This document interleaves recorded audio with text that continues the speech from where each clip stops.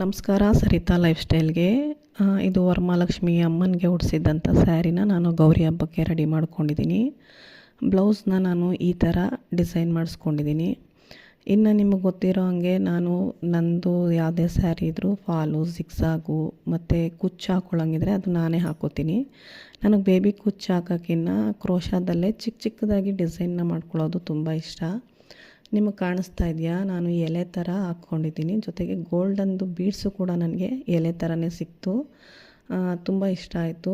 ನಿಜವಾಗ್ಲೂ ಟೈಮ್ ಇರಲಿಲ್ಲ, ಆದರೂ ಹೆಂಗೋ ಹಾಕ್ಕೊಂಡೆ. ದಕ್ಷತಾಗ ಒಂದು ಸೀರೆಗೆ ಹಾಕೇ ಇಲ್ಲ, ಇನ್ನು ಅದು ಫ್ರೀ ಇದ್ದಾಗ ಹಾಕಬೇಕು ಅಂದ್ಕೊಂಡಿದ್ದೀನಿ.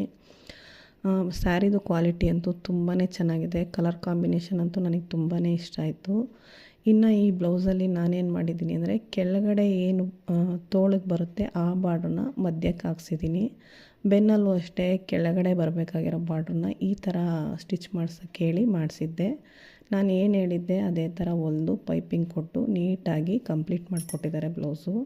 ನಿಮಗೇನಾದರೂ ಅದು ಯಾರು ಸ್ಟಿಚ್ ಮಾಡಿದ್ದು ಅಂತ ಲಿಂಕ್ ಏನಾದರೂ ಬೇಕಿದ್ರೆ ನನಗೆ ಕಮೆಂಟ್ ಮಾಡಿ ತಿಳಿಸಿ.